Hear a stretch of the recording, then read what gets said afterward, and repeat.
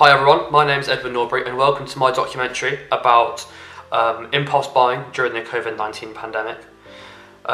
Through the COVID-19 pandemic, many things have changed, many people's buying habits have changed. The way that we communicate and the way that we work and live around other people has completely changed. But this documentary specifically looks at how our buying attitudes and our attitudes towards buying products online have changed. We're going to be focusing in mainly on impulse buying as a way of making people feel better. So we're going to be talking about how people have been and why people have been impulse buying products more during the COVID-19 pandemic and how what factors could have led to this.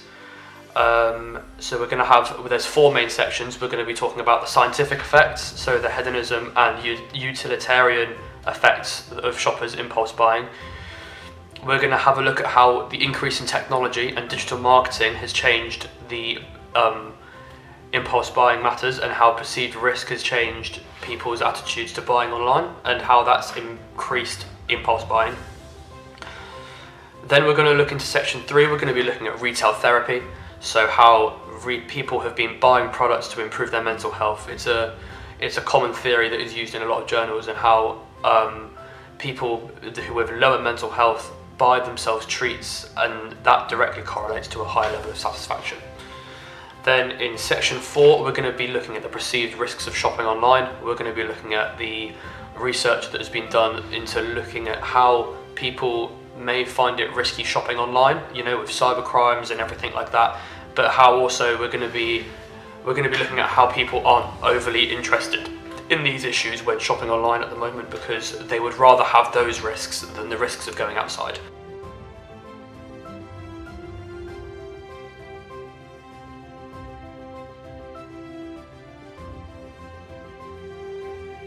In the first section, we're going to look at how consumers' attitudes have changed and how they have started to adopt more of a impulse buying attitude during the COVID-19 pandemic. We're going to be looking at the scientific views behind it, so we're going to be looking at the hedonic and the utilitarian views, the intrinsic factors behind why these consumers have changed their attitudes.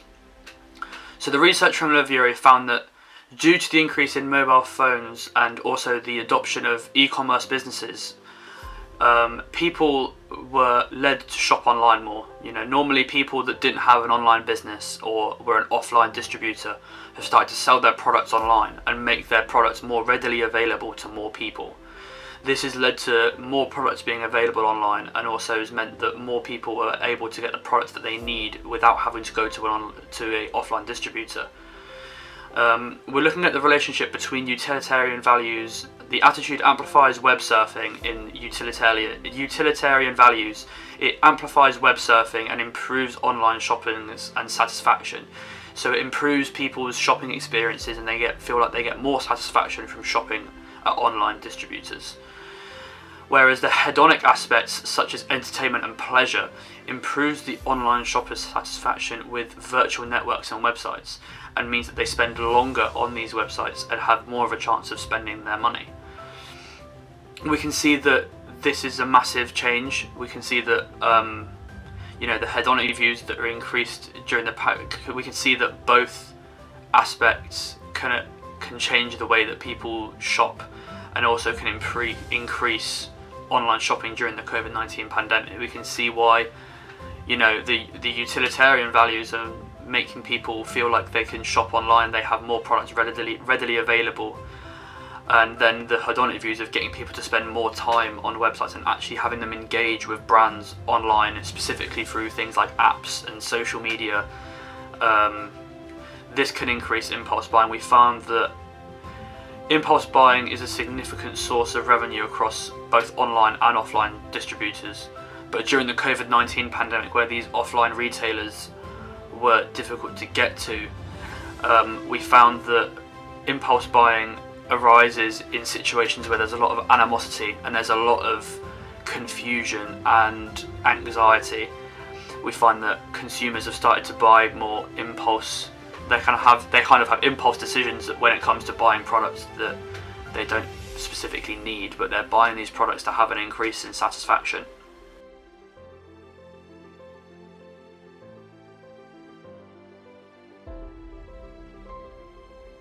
found that the increase in perceived risks around going into shops and going and interacting with people at brick and mortar shops made that there was a massive shift in where products were bought.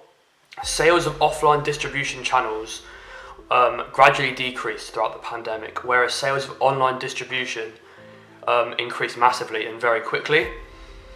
The more that people recognised how vulnerable they were throughout the coronavirus pandemic made them feel like they were more safe by shopping online. So there was an amount of perceived risk that they felt by going into a brick and mortar shop. They felt that they would be risking themselves and risking catching the virus, so they decided to stay at home and have a safer experience by purchasing online.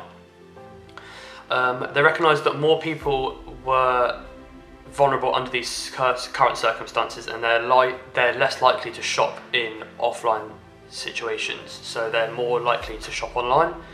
Looking at the theory that we can apply to this, the functional theory of attitudes shows two attitudes that could be applied to this research. Firstly, the ego defensive function. This attitude works as a defense mechanism to protect themselves from their low self-esteem concept. And also, so for example, we could apply this to the fact that during lockdown, people may have ignored their normal spending habits and allowed themselves to buy more products that they didn't necessarily need. So because they felt like they were at risk going outside, and they were sad that they were locked inside in their houses, they felt that they could allow themselves to buy more expensive things that they may not specifically need. And then there was the utilitarian expressive function. This attitude is all about fitting in. During the COVID-19 pandemic, there was a lot of crazes and trends that were set by companies. It was a very clever way that companies could get their products bought, but is by setting up a social media trend, maybe on TikTok or on Facebook or Instagram, and people would buy these products to fit in with society. So we have to think about how the increase in technology has really affected our consumers and how it's affected their buying behaviours. We understand that people felt at risk. They haven't experienced anything like this before. A lot of them have. This is completely new to them. Lockdowns and social distancing measures that have been put in place, meaning that there's less physical contact that they may not be used to, and having products not as readily available that they're not used to. So they say they can't go into shops and interact with the shops the way that they're used to. So a lot of them would switch their attitudes to the attitudes that I listed, the ego defensive and the utilitarian function. Something else that we need to link to this is retail therapy, but we'll go on to that in section 3.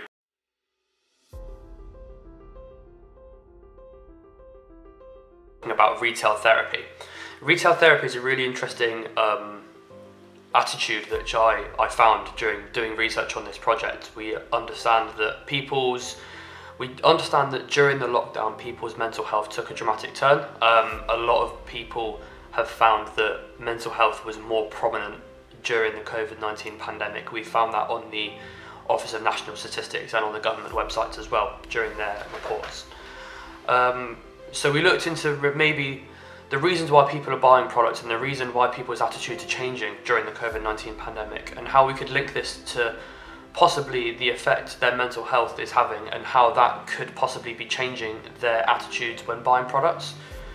So we understand that people buying products to make themselves feel better is it's a theory called retail therapy.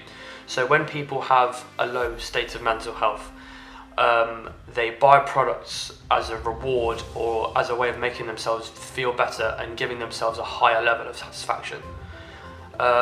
During the pandemic, we found that mental health, specifically in younger people, dropped throughout the coronavirus pandemic. This could be for a multitude of reasons. I think one of them specifically is how the youth were most affected in their social standards. I mean, you know how young people tend to go out and socialise a lot more in places that are open and public areas and meet their friends and socialise outside of college, university or school. Whereas during the lockdowns they were restricted of this massively, and they had, a lot of them felt very alone. So I think this is a really interesting way that we can see how people have changed their lockdown buying behaviours, and this may be a contributing factor in retail therapy.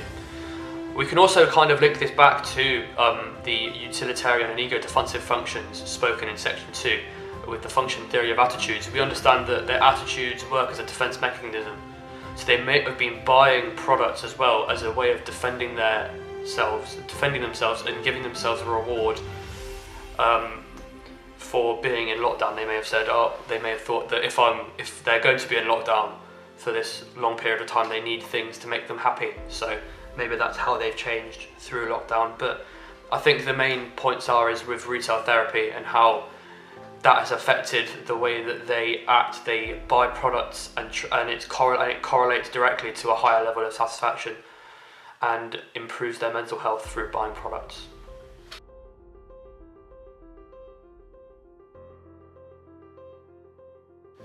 Okay, so in section 4, we're going to be talking about the perceived risks of online shopping. Research done has found that as well as shopping offline, there is also perceived risks of shopping online. During the COVID-19 pandemic, there were a lot of online scams. I'm sure a lot of you are aware of the scam where you got texts from couriers such as Hermes or Royal Mail, and you had to pay a late delivery fee. This is because people were more aware that people would be shopping online, and it was a huge opportunity for organised crime and cybercrime to take advantage of the online shopping areas, and also just it gave them a huge opportunity to create an easier way of getting people's money. A lot of people fell victim to this, and a lot of people had huge concerns over buying online. However, this section really looks at how the research actually found that people weren't overly fussed about shopping online. They said that they would rather go and shop online than shop and have the perceived risks of going into the store and getting the coronavirus. People found that shopping at more sturdy and reliable retailers such as Amazon and branded websites made it safer. However, they also said that they would rather have the risks of cybercrime than going into actual brick and mortar stores. We learned that people that are less educated about the coronavirus would still go into these brick and mortar stores, but we also found out that people who are more educated actually felt that there was a lot more perceived risk of going into stores and actually going in, so they would rather do their shopping online. ABC model and how we can attach this to this research. You can see that the top part of the ABC model, specifically the part that goes on about beliefs affect behaviour, and the attitude is based on cognitive information processing. This can be really brought into this theory well, because the whole situation itself is based on cognitive information processing. It's talking about how there's a high amount of perceived risk considering the amount of information that they've been given from the government. So the information that they've been given and how they're processing that is directly affecting the amount of perceived risk that they feel there is going to a store, and therefore their behind buying behaviours have changed to buying online, and also impulse buying has gone on the rise as well due to this. We can see that the beliefs of the consumers have definitely changed through the coronavirus pandemic. There has been a massive change in beliefs in the way that people shop. They now believe that they are more at risk by going into brick and mortar stores during the coronavirus pandemic, and actually start to shop more online. Specifically, you can see this more in the age groups that traditionally did shop in brick and mortar stores. A lot of younger generations were already shopping online before the coronavirus pandemic, so nothing major has changed. But specifically looking at the older generations, you can see that there is a massive shift in beliefs of people being more worried about the coronavirus pandemic, so that has led to them shopping online more. Looking into the effects of this, you can clearly see, looking at section 2, the findings that we found, that there was a massive drop in sales of brick and mortar shops, and there was also a massive increase in sales on online shopping. Moving on to the behaviour of the consumers, you can see that this behaviour has changed because more people were buying online during the coronavirus pandemic, with sales of online distributions going up massively and really quickly. You can see that it was all about cognitive information processing, really. You can see that people were processing the information about not being able to go out as much as they were used to, and also they were concerned about the coronavirus pandemic. So you can see that this processing of this information has led to a change in behaviour.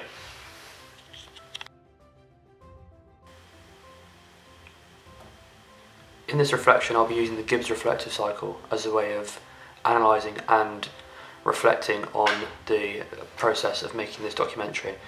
Starting with what I feel happened, I think that this coursework it's been very engaging and very exciting to make.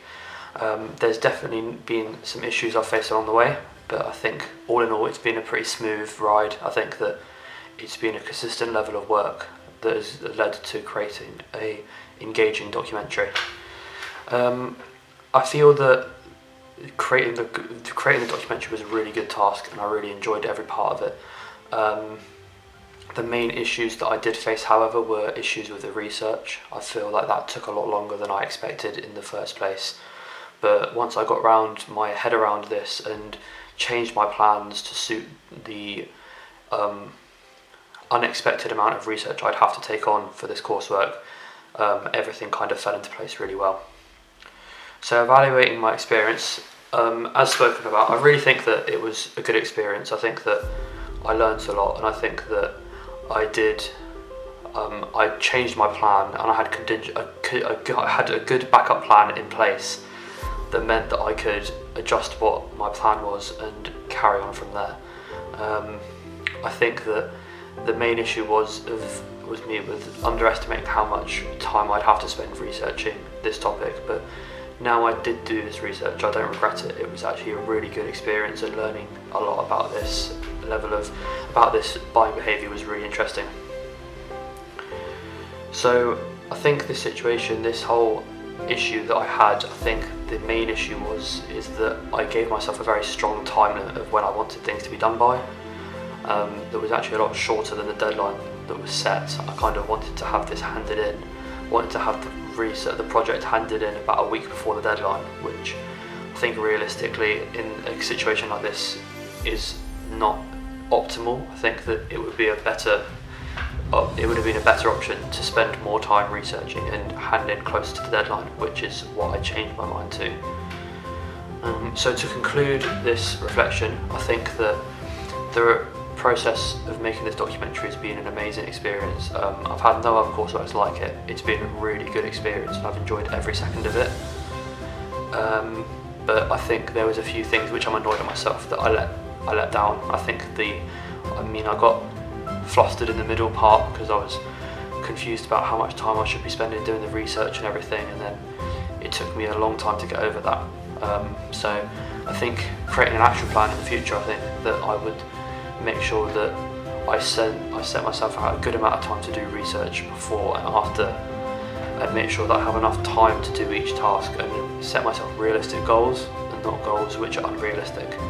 I think that all in all, everything else kind of ran very smoothly, and everything else did flow the way I wanted it to, and the editing side of this coursework has been a great fun for me. I've really enjoyed it, and also putting everything together and filming and editing and all that has been great. So I've really enjoyed that part, but the part that mainly let me down, I feel, was the research. So yeah, I think in the future I'll be making sure that I give myself more time to research than I additionally think. Thank you very much for taking the time to watch my documentary. I hope you've really enjoyed it. I hope you've enjoyed it as much as I have making it, and I hope it was an engaging and interesting topic. So thank you very much for taking the time to listen. Thank you.